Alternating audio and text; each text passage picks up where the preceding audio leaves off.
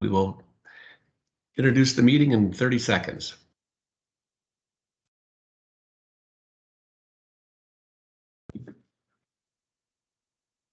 Meeting of the Charter Commission's Redistricting Advisory Member Selection Work Group will now begin. Good morning. Welcome to this virtual meeting of the Charter Commission's Redistricting Advisory Member Selection Work Group. This meeting includes the remote participation of members as authorized under Minnesota Statute Section 13D.021 due to the declared local health pandemic. The city will be recording and posting this meeting to the city's website and YouTube channel as means of increasing public access and transparency. The meeting is public and subject to the Minnesota Open Meeting Law. For the record, my name is Jill Garcia, and I am one of the co-chairs of the Charter Commission's Redistricting Advisory Member Selection Work Group. I will now call this meeting to order and ask the clerk to call the roll so that we may verify the presence of a quorum.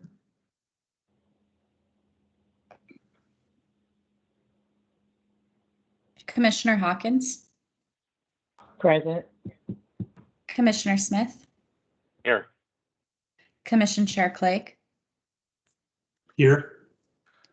Co-Chair Kozak. Here.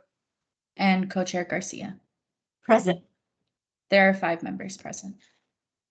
Let the record reflect we have a quorum, and we will now proceed to our agenda, a copy of which was posted for public access at the city's Legislative Information Management System, which is available at lims.minneapolismn.gov, and a link to which was posted in the chat for this meeting and is now in front of us. May I please have a motion to adopt the agenda? So moved. And a second. Okay, thank you. Is there any discussion before the clerk calls the roll? Hearing none, I'll ask the clerk to call the roll on the motion. Commissioner Hawkins. Aye. Commissioner Smith. Aye. Commission Chair Clegg. Aye. Co-Chair Kozak. Aye. And Co-Chair Garcia. Aye. There are 5 ayes. The motion passes and the agenda adopted. The next item on the agenda is acceptance of the minutes from the regular meeting of the work group on April 29th. May I please have a motion to accept the minutes? So moved. Second.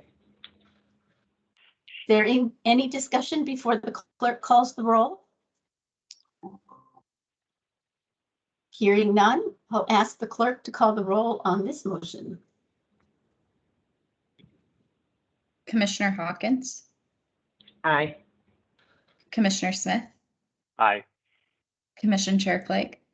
Aye. Co-Chair Kozak. Aye. And Co-Chair Garcia. Aye.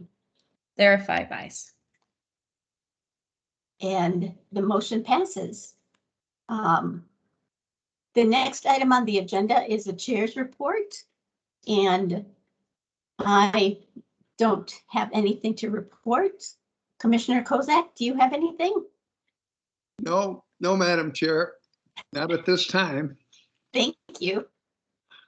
So moving on, item 5 on the agenda is considering the elements in the proposed interview process of the redistricting selection work group and interview guide for the redistricting advisory group members. Is there any discussion?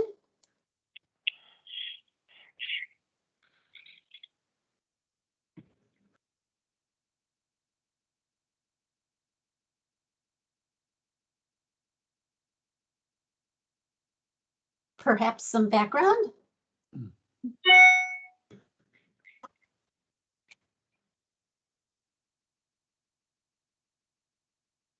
Okay, this is the process for conducting interviews and recommending members for the advisory group that this group had worked on for the past month or so. This is the draft process we developed.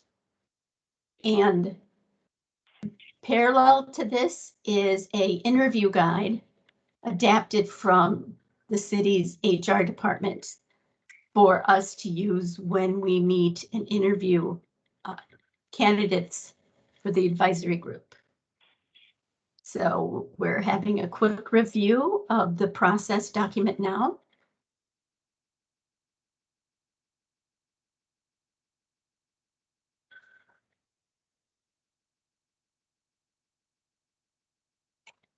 I see there's a question that highlighted that says interviews will be recorded, question mark. Is that something we need to decide today? Is that one of our tasks? Yes. Yes, there are a few items that are prompted either in yellow or with comments for us to consider and discuss.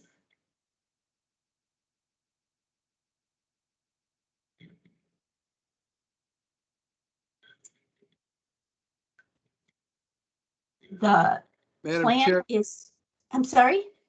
this is Andy, or Commissioner Kozak. Uh-huh. I guess maybe some advice we could get from either from Ms. Weber, from Nicole, or from Carol, our city attorney. Are there any pluses and minuses to should these interviews be recorded? Maybe they give us some advice. And does the purpose for which they're recorded matter? Because we're thinking that there should be about 3 of us in on each interview. So perhaps the purpose of the recording could be for the advisory group member that is unable to be there. So number 1, the purpose, and number 2, any other considerations we need to take into account. Chair Garcia, Yes. if you want me to speak, Yes. I don't know if Nicole wanted to speak about the 3 advisory selection work group members, but one of the things I thought about is that if there was some talk about whether or not these interviews would be open to the public, I think Christina recommended that they not be open to the public. I know that private data will be discussed during the interviews. If you use 3 advisory selection work group members, that is a quorum of your work group. Presuming that you have to have an open meeting, if you have a quorum of your work group, then you would have to have the interviews open to the public. So if you would say have only 2 of your work group members, potentially like the 2 chairs, and then had someone else like maybe a city clerk staff or Nicole or somebody from HR be on that panel, then you would not have to open it up to the public. So that's one issue regarding opening it up to the public or not. With respect to recording the interviews, you could do that. And then I think typically our HR department does not do that for interviews, but you could do that. The only thing is, and then it could be provided to the other charter commissioners if they want to listen to the interviews, because ultimately this work group is going to make a recommendation to the full charter commission, and then the full charter commission makes a determination as to who these advisory group members will be. So it is possible for you to have those recorded interviews available for all the charter commissioners to listen to.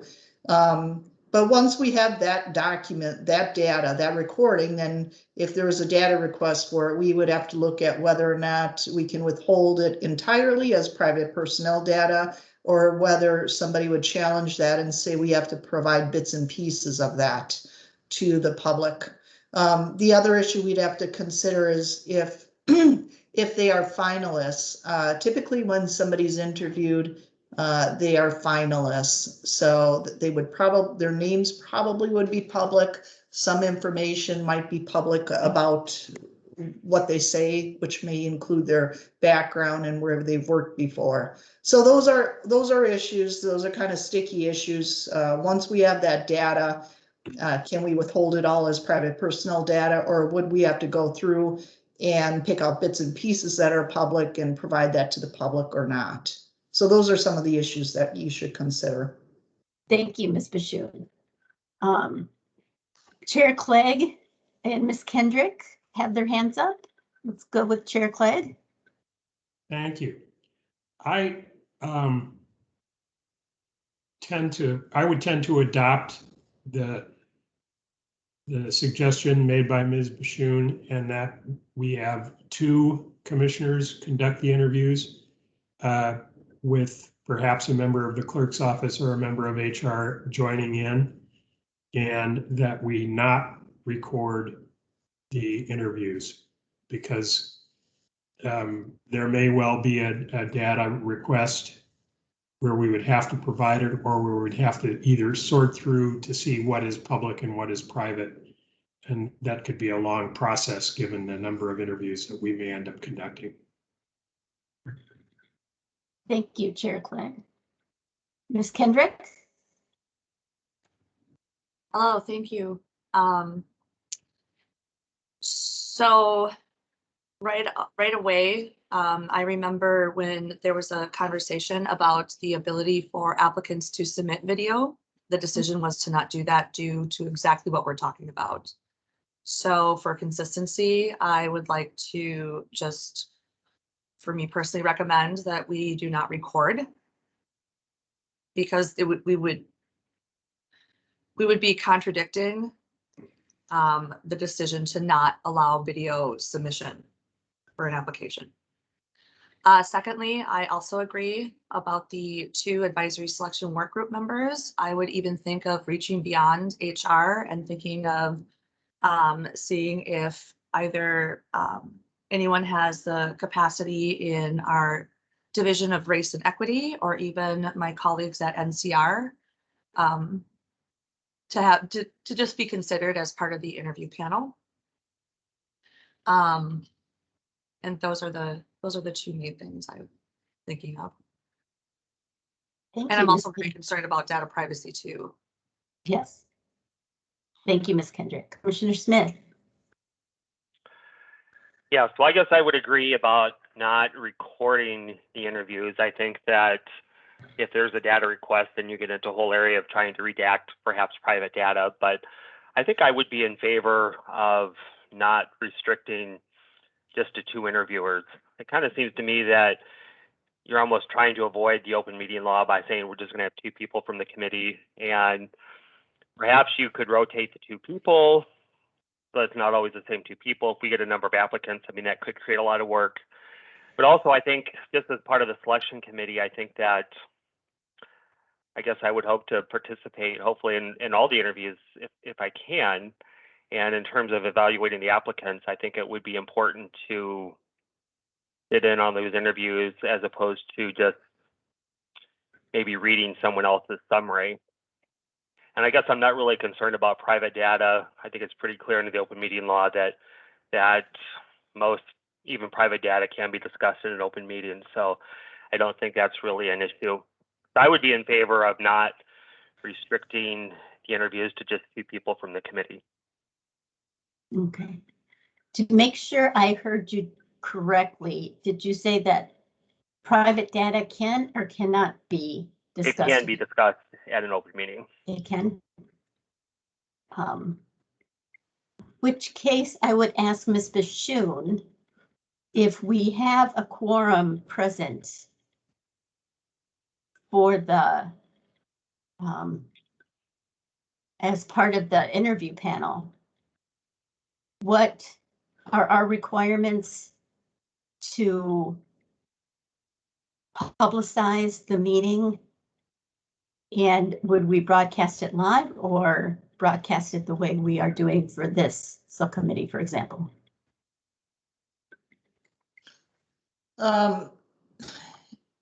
If if in fact, let me just say, I know that these work groups have been open to the public. I'm not 100% sure that they're required to be open to the public under the open meeting law. But let's assume that they are required to be open to the public under the open meeting law. Under the open meeting law, yes, you would do your normal notice of the meetings, which would be at least 3-day notice. And then they would be open to the public. You can discuss private data during the meetings, but any kind of recording, we'd have to look at what we do with the recording, because any kind of documentation, like any kind of written documentation or any kind of recording, that is not necessarily available to the public after the fact.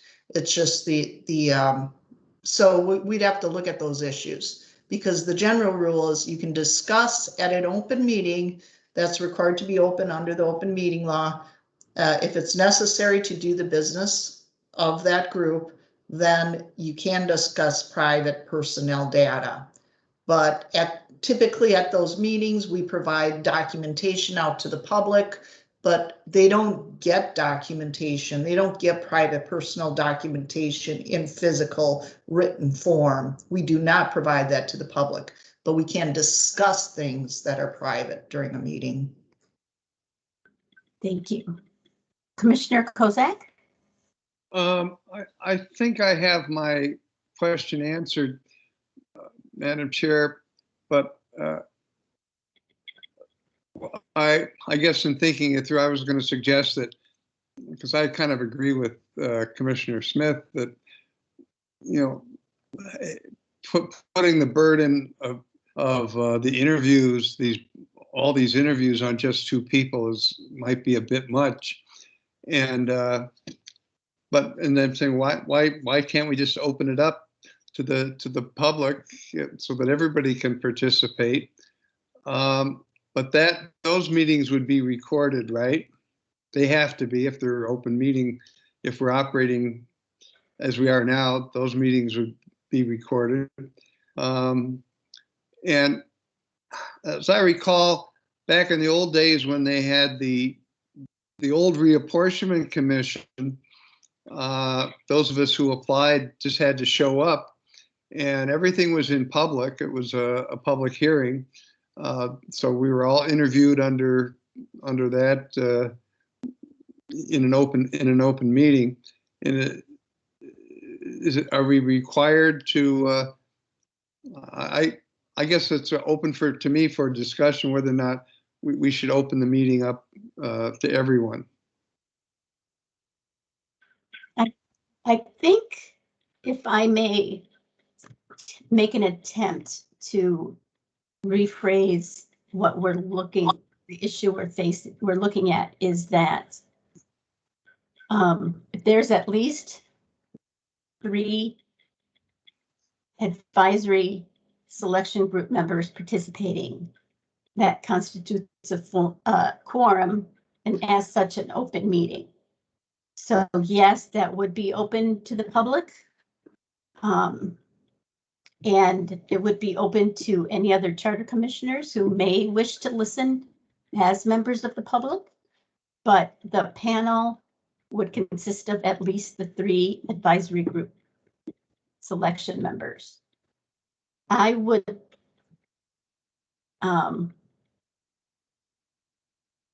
as an aside, I would suggest that we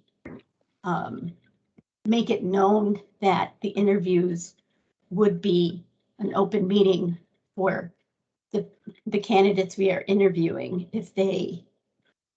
so they have just to disclose that so they know what they're going into. So would an open meeting be, let me review. So for this work group, the meeting will be on the website and YouTube channel. So it is open to the public. And as such, the public can access access those recordings. So I know this is turning into a longer phrasing. So number one, it looks like we're balancing having quorum with recording the interviews. And it sounds like people are leaning towards having a quorum. Ms. Schoen?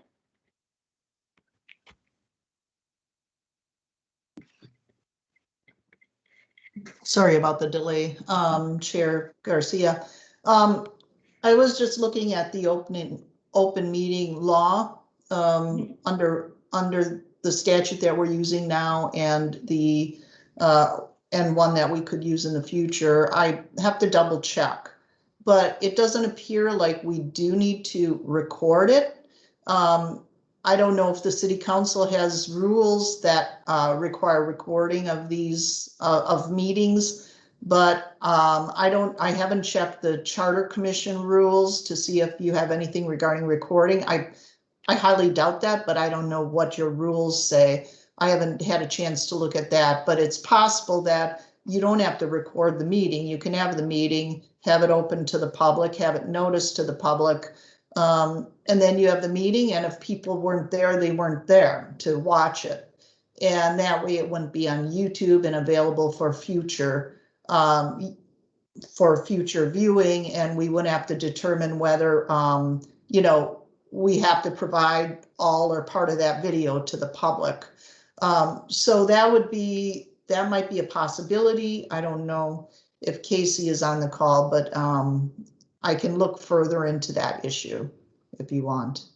So in other words, it would be broadcast in real time and that's it. I mean, yeah, that's a possibility if in fact the open meeting law doesn't require it and the charter commission rules don't require the recording. Oh, okay. Okay. Thank you very much. I would say yes, let's look into having 3 advisory selection work group members as an open meeting and broadcasting it in real time, and seeing what, if any, other considerations we will need to have. Ms. Weber. Thanks, Chair Garcia. Yeah, I want to address again something that was mentioned earlier.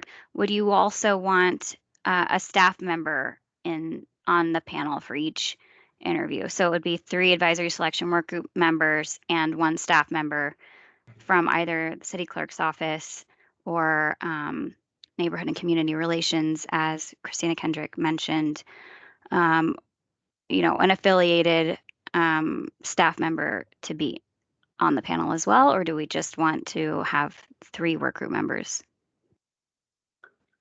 The question for me is just clarification, if on the panel means they will be evaluators.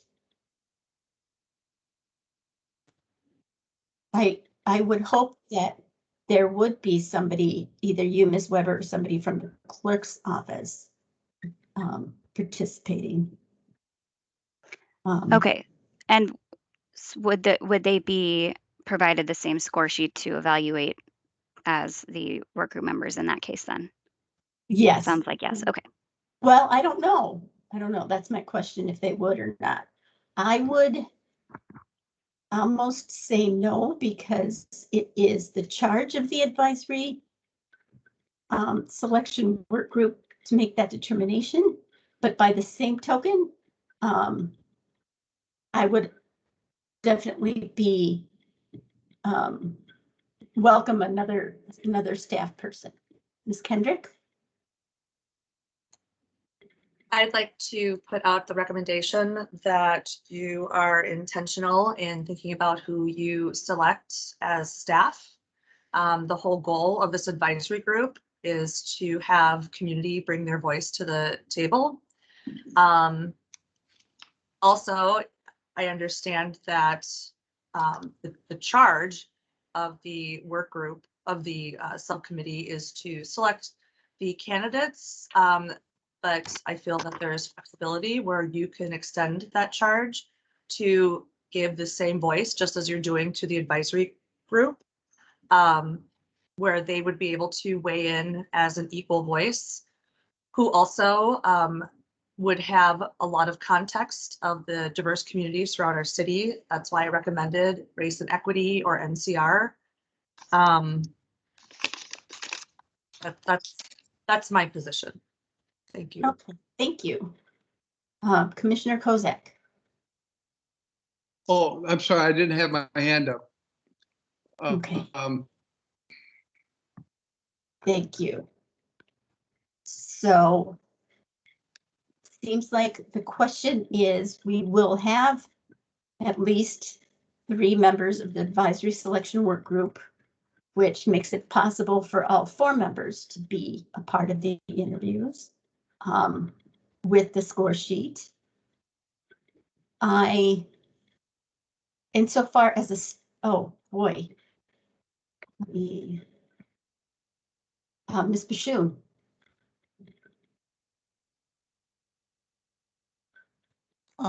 I'm sorry, I looks like Nicole wanted to speak. I would let her speak. I'll put my hand down for now. Okay, thank you. Ms. Weber? Thank you. And now that we're reading this again together, I do feel like we need to make a firm decision on the exact number of people on the panel for each person being interviewed. I think it could feel like an unfair amount of pressure if one person being interviewed had 4 people on their panel and one person had 3. You know, I think we need to be consistent and maybe take out that wording, a panel of 3, or if we want to say all 4 members would be available for every interview and make it all 4, then I think we need to be consistent with the number of people actually on the panel for each interview. Thank you. Ms. Bashoon? I do agree with Nicole. I think we need to be consistent. I have served on quite a few panels myself, interview panels, and sometimes there's an HR person there that just is there to maybe take the time or to assist with any issues, and they don't score. Sometimes they're not there, but you can have more than 3 people on the panel. The only thing is, you know, the more people you have on the panel, the more you have to schedule, you know, you have a scheduling issue because you got to get them all together. But I would say not only do you need the number consistent, I would say the individuals, just to clarify, the individuals should be consistent too, because different people score differently. I mean, I might score higher in general for everybody, where another person might score lower in general for everybody. So we don't want to mix people. We want to say, okay, these are the 4 people, say, that are on the panel, and they should be there for all of the interviews to make sure that all the scores are consistent for all the candidates. Thank you. And I know that we have with that in mind, we have solicited very good feedback from HR about how to normalize data when it comes to, which means English, how to make sure that the interview guide is structured such that it provides as much guidance on how everybody on the panel looks at the information. My question is now, oh boy.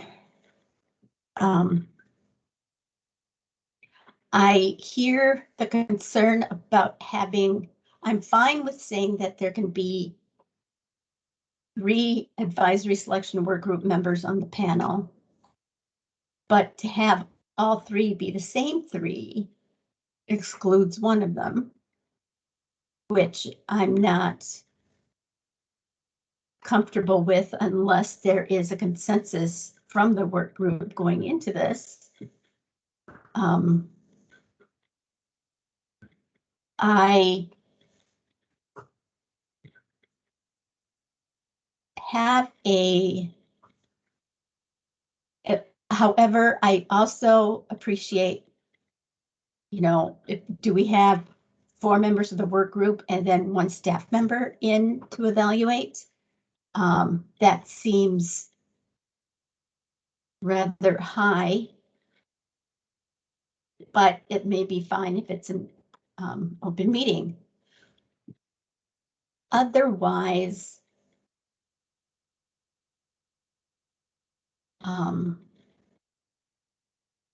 boy, this is a tough nut.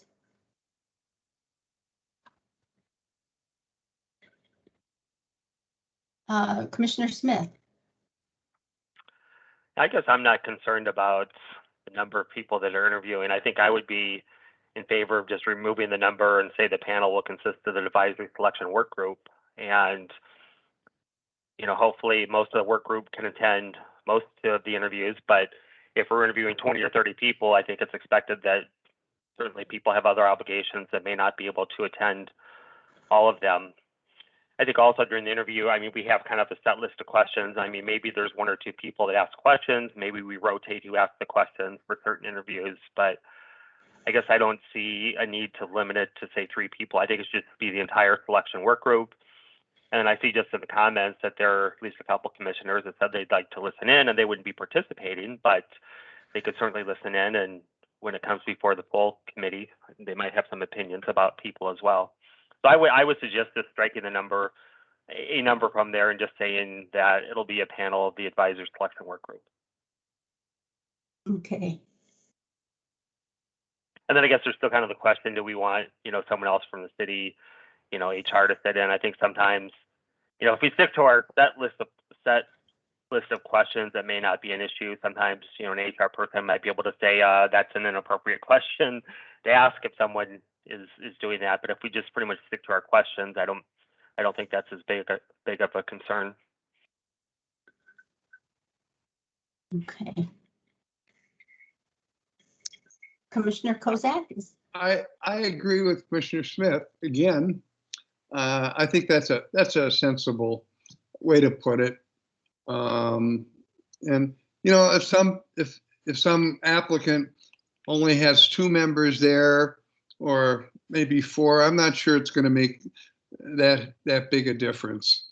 And I just, so that the people know that there's a chance that so the panel is going to be us.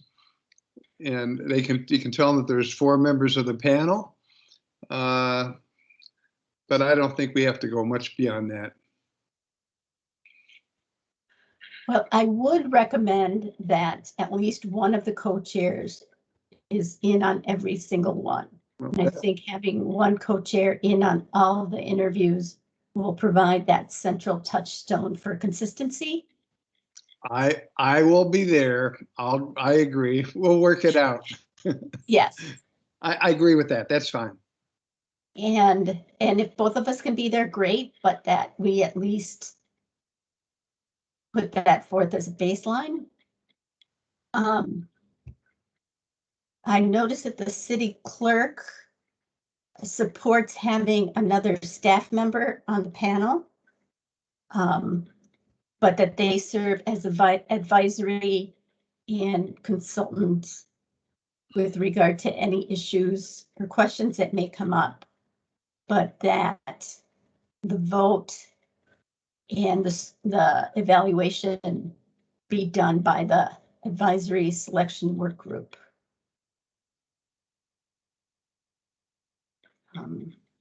This is Commissioner Hawkins, if I may make a comment, please. Yes. I just, I kind of agree, but I'm thinking if you get 5 or 6 people in this interview room, this person's going to walk in there and they're going to be scared to death. It's like, wow, I got to answer all these people, or they're going to ask me all these questions. So, I do agree. It has to be an NCR person, a person from the city, and like you said, maybe 2 or 3 people from the board. Okay. Thank you.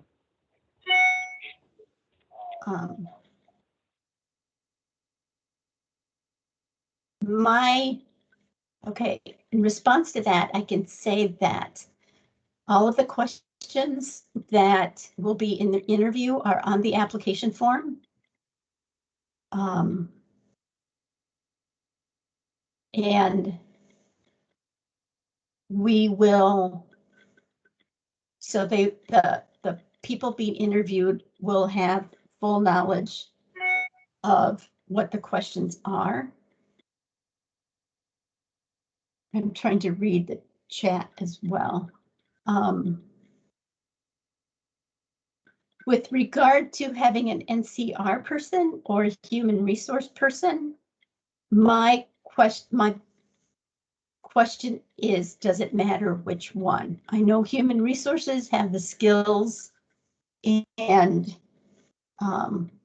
expertise on precise nature of questions and answers. However, NCR also brings the precise expertise and experience around the cities in a more comprehensive way around the city's equity issues and diversity issues. So does it matter which staff we have? Ms. Kendrick? I just wanted to clarify, when I first came in and started to be involved, it was my understanding that both NCR and the Division of Race and Equity had made some recommendations about the process, et cetera. And one of the recommendations that I'm remembering is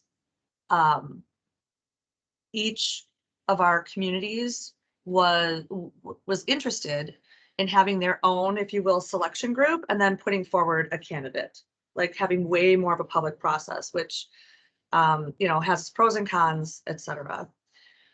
The main reason, one of the reasons why I recommended that someone from NCR is I feel that could also satisfy as a compromise. And I don't even know that I want to utilize that term, but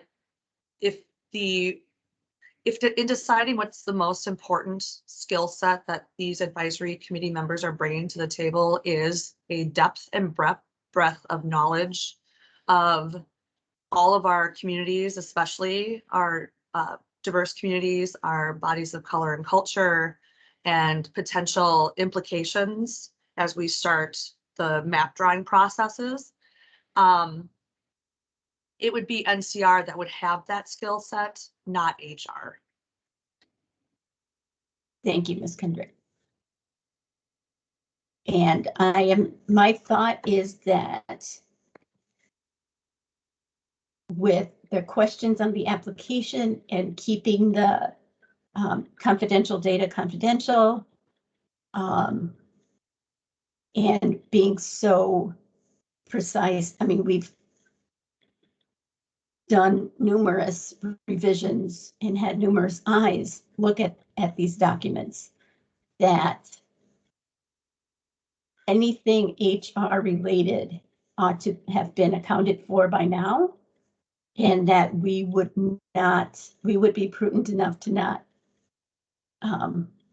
go down that path, which as a result leads me to think that somebody from HR, or I'm sorry, somebody from NCR would be most appropriate. Ms. Kendrick. The city of Minneapolis has one of the worst disparities within our own enterprise of hiring, recruiting, hiring, and retaining communities of color. I just want to name that. Yes. So as we put our human resources processes as being seen as the model to use, I just want to put that statistic out there. Okay, thank you. And I, Clerk Carl also mentioned that as the project manager for redistricting, Ms. Weber would be involved to help with the administrative tasks and such issues as come before this process. Ms. Weber? Yes, I have every intention of attending every interview. I guess it's up to this moment now for the decision to be made if I should just attend as a member of the public and be in the background and doing what I need to do for to be involved, or if you need me on the panel to actually be present and asking questions. I would attend the interviews, whichever way you would like me to attend them.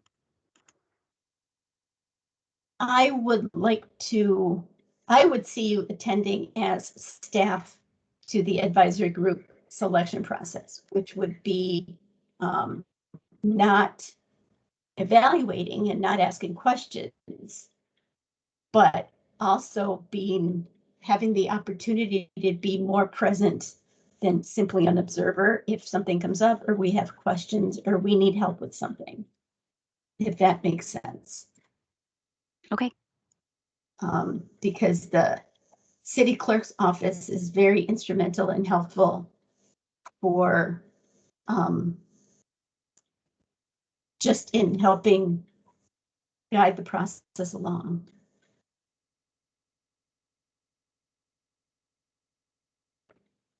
So in summary,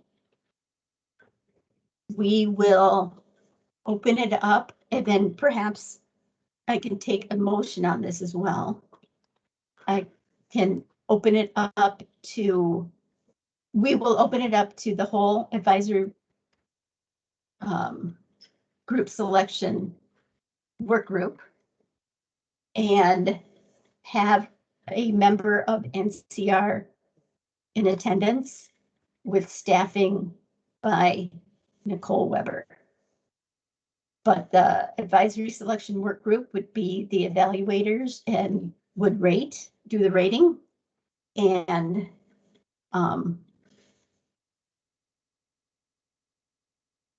then it would be an open meeting. Does that sound accurate? Am I misrepresenting anything? Chair Garcia, Yes. would the member of NCR be also a rater? No. Okay.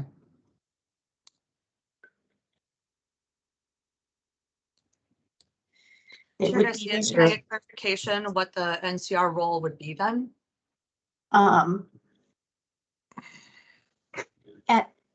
To have the expertise of I see Clerk Carl's hand raised. I will defer to him before I add my 2 cents. Thank you, Madam Chair. I'm sorry I couldn't be here earlier. I was also virtually attending the Council's Committee of the Whole meeting and monitoring the chat. I'm sorry that my comments have been disruptive in the chat, but I was simply going to suggest, and to Nicole or whoever is typing this up under number 3, I think it should say a panel composed of advisory selection group members shall conduct the interview. Staff assistance will be provided by the project coordinator and representatives of the Neighborhood and Community Relations Department. The staff are not there to vote, to cast any kind of decision-making function as part of selecting candidates that will be forwarded to the full Charter Commission for a selection. They're simply there to advise, provide technical, logistical support, and help the work group with its work. And so, to be very clear, the panel will be composed of advisory selection work group members who will conduct the interview. The project coordinator and representatives from the Neighborhood and Community Relations Department will provide support. Yes. Thank you for the clarification.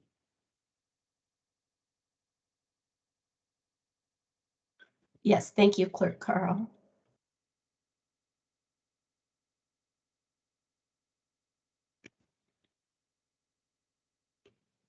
So as we get the wording right, would we want or need a motion to approve?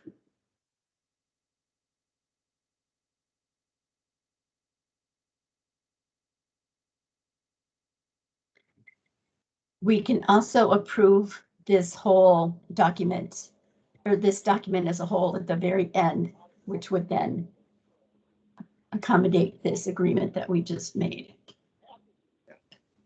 Madam This is Chair, I think this is. Commissioner Hawkins. Oh, I'm sorry. Yes.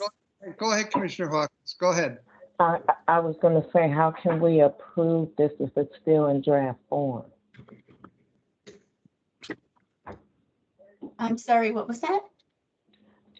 My question was, how can we approve this? Is it still in draft form, or is it being updated as we're on this meeting right here?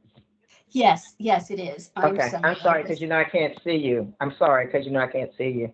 No, no, thank you for reminding me you were on the phone. I completely. That's okay, that's okay.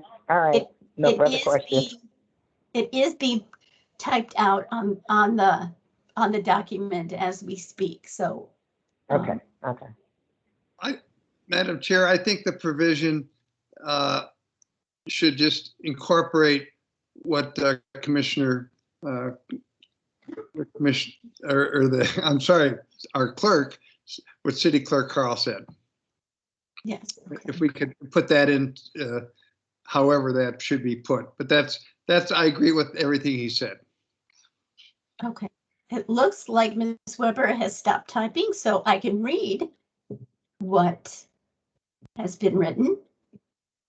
This is a panel composed of advisory selection work group members will conduct the interview. The project coordinator and an NCR staff member will provide support. The interviews will be open meetings, but will not be recorded.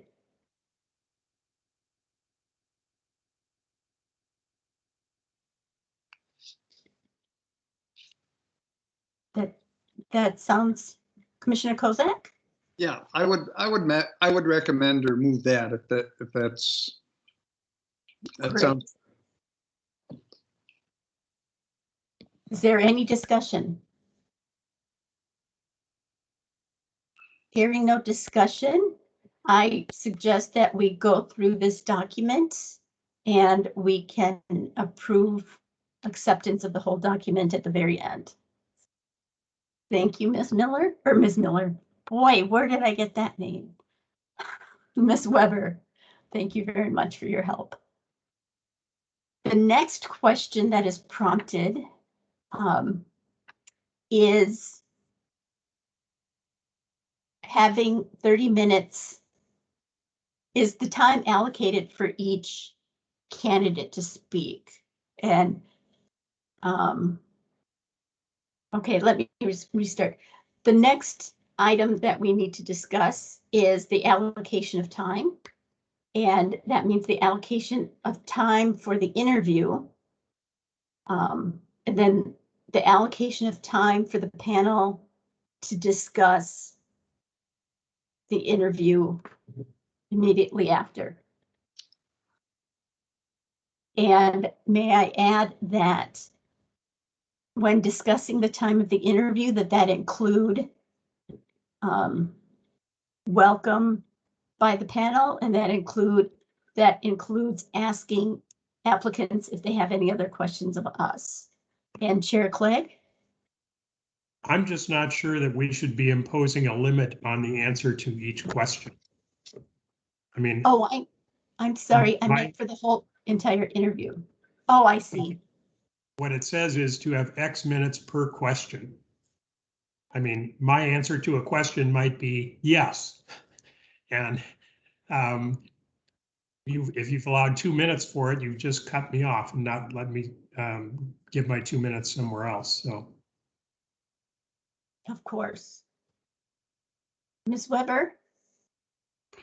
Yeah, I just want to mention that this point was just a recommendation from HR. It's not something, we're free to edit this. This was just a suggestion by them and the way that they typically structure interviews. So we don't need to have a time limit on answers by any means. I'm sorry, Chair Clegg, did I accidentally cut you off? No, you did not. Because your hand remains raised.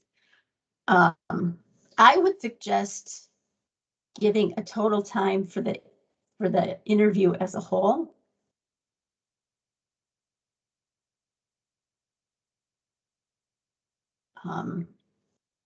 And I don't know if we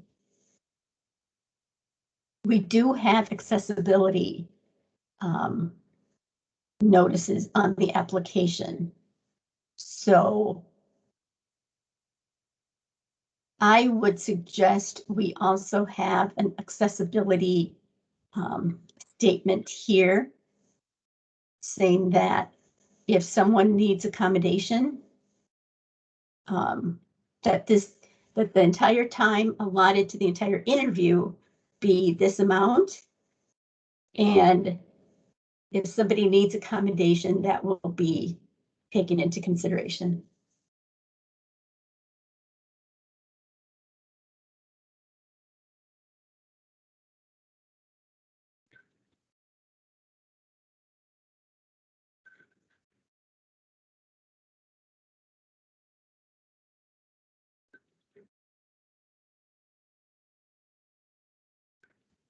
And when I would go on to say that when interviews are scheduled, that candidates be asked at that time if they need an accommodation.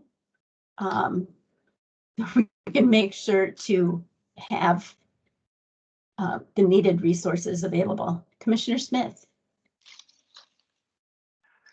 I just kind of had a question about the process. I see that we've deleted the language where it says the remaining X minutes will be used for the interview panel to review and discuss.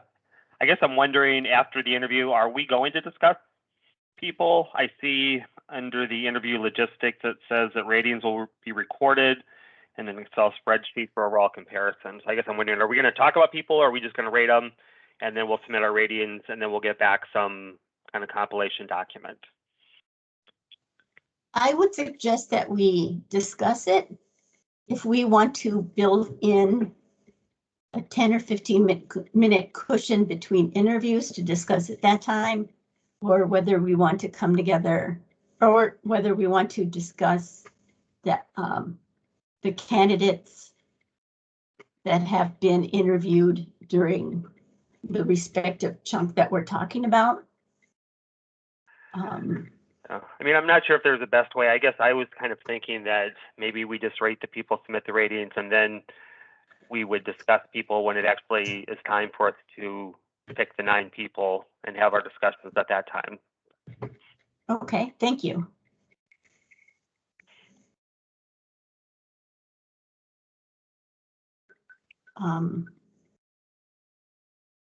Chair Clegg? I think I agree with Commissioner Smith on how we would conduct the discussion, because if we're discussing each candidate immediately after the interview, and people are watching our open meeting, it's going to be apparent that we might have just said we didn't think somebody was as good as somebody else, and they would know immediately who we were referring to. Whereas if we had the data compiled and submitted to us, we could then sort of anonymize it in our discussion and say, well, candidate number 3 was better than candidate number 1 because of X. But it wouldn't be immediately apparent to the world who we were discussing. Yes, very good point. Commissioner Kozak? I have a question. I hope it's not a dumb one, but our evaluation sheets, as it were, how is that going to work? I'm just thinking of the logistics. Are we going to have do we have to send in a paper copy, or is it, are we going to have an online analog to a sheet, or what? How is that going to work? And because what I'm hearing is that maybe I should have paid attention at an earlier meeting to this, but what I'm hearing is that these evaluation criteria, they're not just for our own personal use to compare candidates, but they're going to go into they're going to get aggregated. Is that the idea? I would say both. Ms. Weber? Yes, we might have discussed this prior, co-chairs, where I had said that we could have those who are completing the sheets return them to me. I would collect them and file them, and that I would put the ratings in a spreadsheet, so that they were all in one cohesive place where you could see. But that's up for discussion. And I would also recommend at that time that a code be substituted for the candidate's name, and that Ms. Weber keeps that cross-reference, so when we do review and discuss, we can use candidate number or whatever it is that is assigned to each person. Chair Clegg, do you have another question? No, did I forget to put my hand down again? Sorry. Yes, that's okay.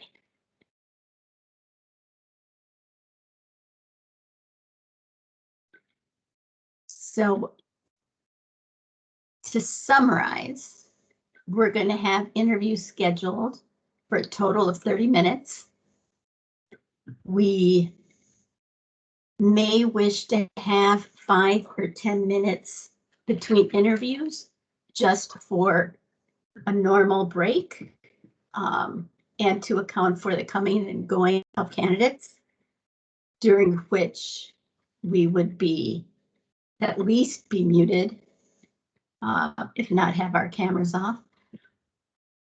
And that upon interviewing everybody, that Ms. Weber would aggregate the information from the evaluation sheets, assign an anonymized reference to each candidate, and then we would discuss the results. That would be another open meeting to accommodate all 4 of us.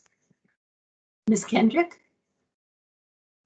I'm just curious about some logistics. So are these interviews going to be scheduled to accommodate the applicant's schedule, or, well, that's one question. And then the other question is the variance between having a virtual interview versus in person, since we are moving toward opening up safely, if you will.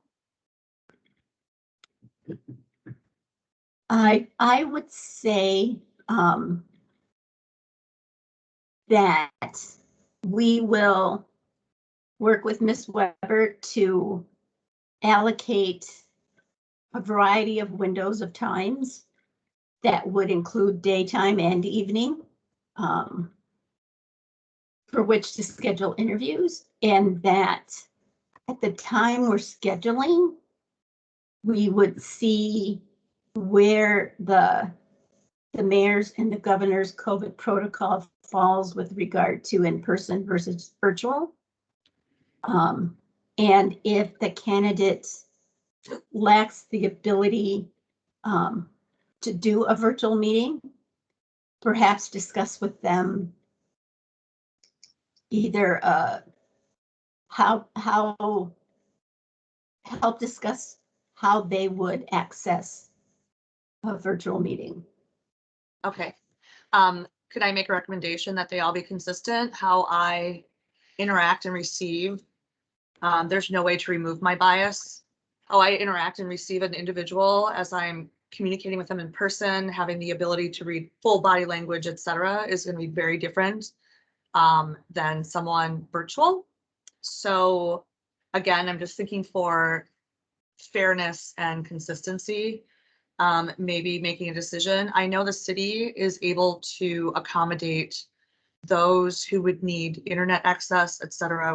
We at our department have access to technology, hotspots, the whole situation. So it would not be difficult to put in that request for a particular applicant if needed. Then I would think that's the road we should take for planning purposes, just to be sure that we don't have to change at the 11th hour. Commissioner Smith.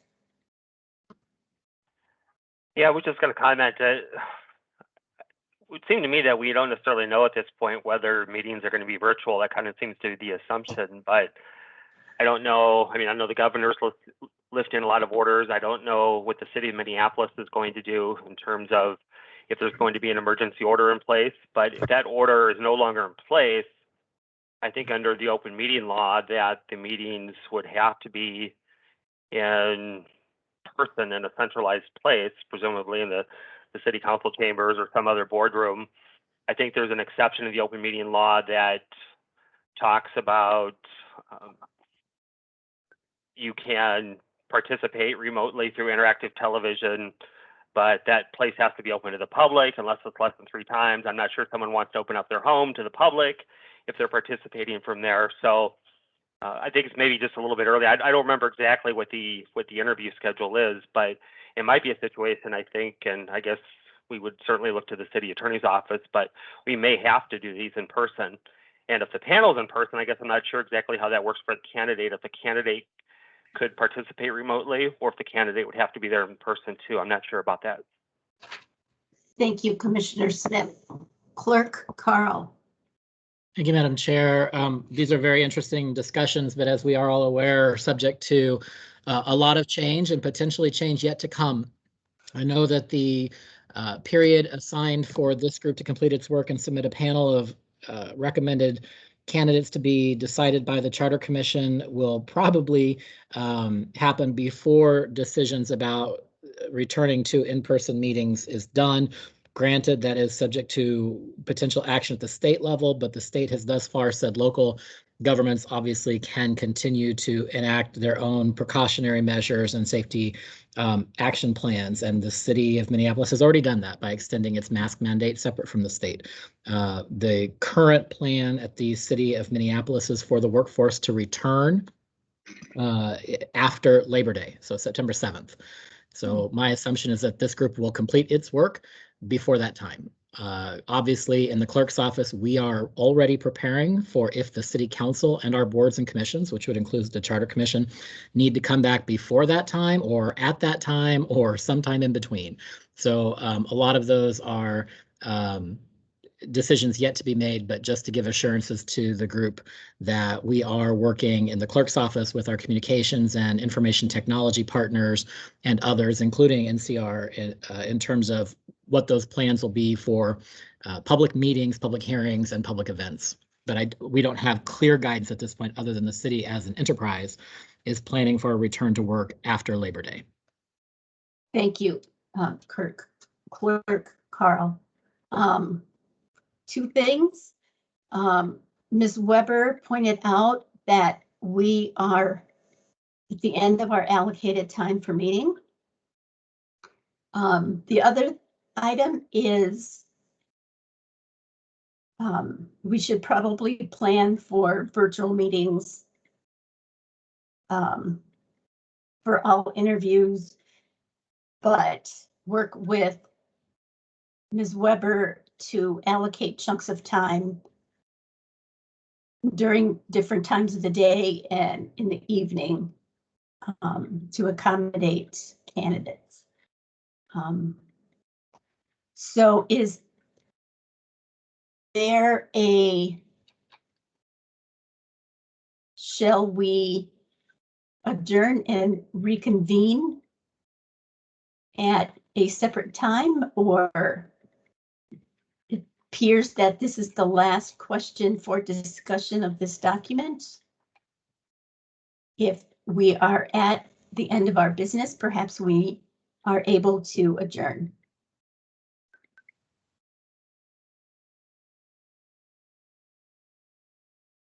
And it looks like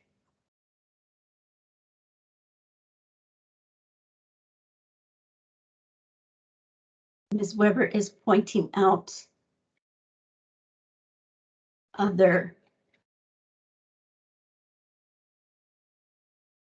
items. Is this the only one, or are there more? Okay, there are more. Shall we consider reconvening early next week?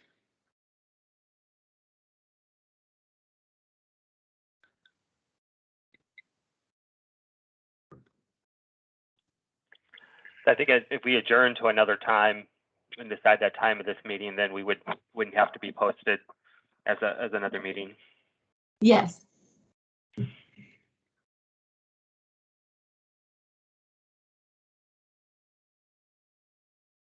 I'm sorry, was there a question in there?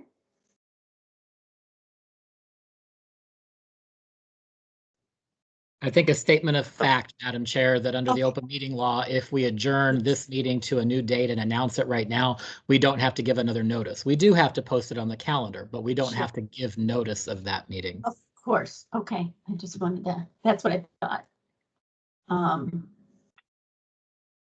So, I was going to say what Casey said, but I couldn't find my unmute button at the moment. so is there a time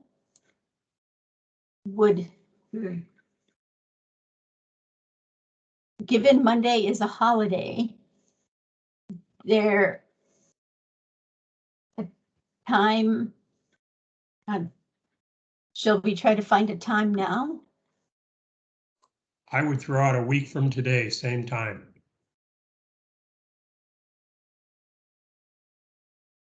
Okay, so that would be Thursday, the 3rd. And so that means there would be nothing we need to present for to the commission, to the full commission. I think that's right. The commission can just get a status report. Okay, so. This is Commissioner Smith. I'm not available on Thursday, so I don't know if other people are available. I for sure cannot be there at this time on next week. Okay. Just want to make sure we have at least a quorum that can attend. I don't think noticing a meeting is that big a deal, so why don't we have Nicole poll us 4 times next week when we are available, and then we can renotice the meeting. Sounds good. Okay. That works. If there is no further discussion, and we've agreed to adjourn and reconvene to continue our conversation, then without objection, we stand adjourned.